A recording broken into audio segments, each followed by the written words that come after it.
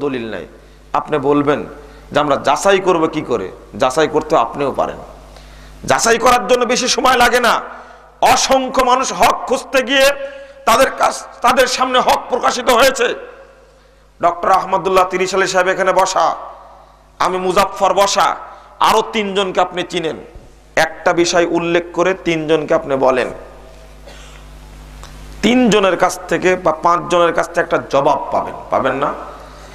5 জনের জবাব পাওয়ার পরে আপনার মাঝে সৃষ্টি হবে 5 জনের মধ্যে কোন ব্যক্তি দলিল সহ কথা বলল, আর 5 জনের কতজন ব্যক্তি, কোন কোন ব্যক্তি নিজের হুজ্জতি দেখে কথা বলল আপনি পাবেন।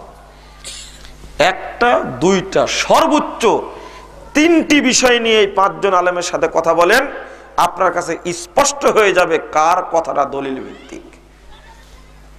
আপনাকে আপনার জীবনে আর কাউকে জিজ্ঞেস করতে হবে না কে দলিল ভিত্তিক কথা বলে, দলিল বাহিরে কে কথা বলে। এটা পরীক্ষা। আল্লাহ রাব্বুল আলামিন বলছেন আল্লাহর বিধান কখনো কঠিন হবে না, আল্লাহ সহজ করে দিয়েছেন। ফাসআলু আহলা যিকরি ইন কুনতুম লা তা'লামুন বিল বাইয়িনাতি ওয়াজ জুবুর। সূরা নাহল 43 এবং 44 নম্বর আয়াত খুলুন। তোমরা যদি না জানো যারা আহলে জিকির তাদেরকে জিজ্ঞেস করো। আহলে জিকির আগে প্রমাণিত হতে হবে। আপনি জানেন ডক্টর আহমদুল্লাহ সাহেব তিনি আহলে জিকির কোরআন এবং হাদিস অনুযায়ী কথা বলে থাকেন, জানলেন, তার কাছে গেলেন। এরপরে 2টি শর্ত। 1 নম্বর শর্ত হলো বিল বাইয়িনাত, বললেন একটু লিখে দেন। উনি লিখে দিলেন, বলে দিলেন যাও এটা বুখারীতে আছে, এটা দলিল হলো। কিন্তু আরেকটি শর্ত বাকি আছে, ওয়াজ জুবুর, স্পষ্ট যেন হয়। ঠিক আছে, বললেন বুখারী, তো বলুন সহিহ বুখারীতে কোন খণ্ডের মধ্যে আছে, হাদিস নম্বর কত, পৃষ্ঠা নম্বর কত, অধ্যায় কত, অনুচ্ছেদ কত। আর অস্পষ্টতা থাকলো না, এটা বলে নিতে হবে। যদি কারো কাছে জিজ্ঞেস করতে চান আপনি, তাকে এই শর্ত মানতে হবে। প্রথম শর্ত, আপনাকে আগে এই মর্মে অবগত হতে হবে যে তিনি কোরআন এবং হাদিস অনুযায়ী কথা বলেন। আহলুল ইলম বলা হয়নি, আহলে জিকির বলা হয়েছে।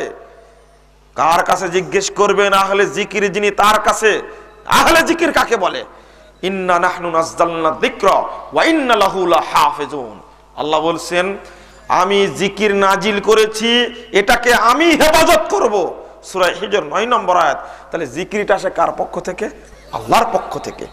যেহেতু আল্লাহর পক্ষ থেকে আসে, এই আল্লাহর পক্ষ থেকে আসা বিধান অনুযায়ী আপনাকে ফায়সালা দিতে হবে।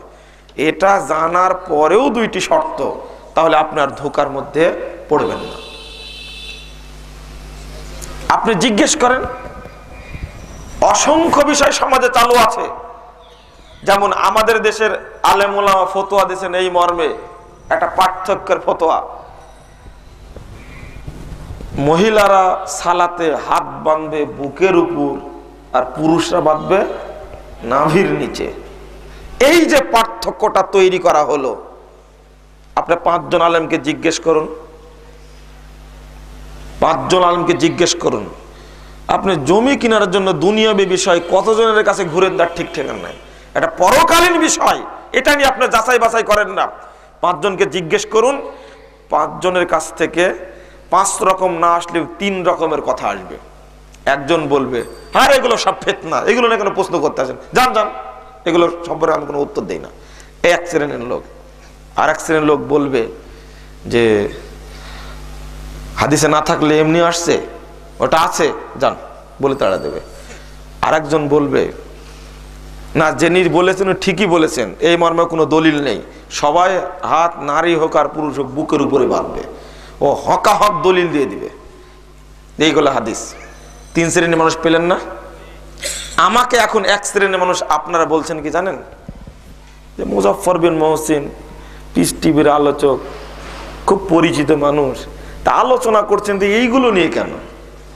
আলোচনা করবে বাঘ ভাল্লুক এগুলো নিয়ে, তাই না? রাষ্ট্র ব্যবস্থা নিয়ে আলোচনা করবে, অর্থনৈতিক ব্যবস্থা নিয়ে আলোচনা করবে, বিরাট ব্যাপার, কিভাবে ইসলাম রাষ্ট্র প্রতিষ্ঠিত হবে, কিভাবে ইসলামকে তাড়া দেওয়া যাবে, এই নিয়ে আলোচনা হবে। অনেকে ভাবছে কিন্তু এটা সবগুলোই বলি তবে যাদের মাথায় এই চিন্তা আছে, বর্তমান জামানার ইসলামের সবচেয়ে বড় শত্রু এরাই, এরাই সবচেয়ে বড় শত্রু।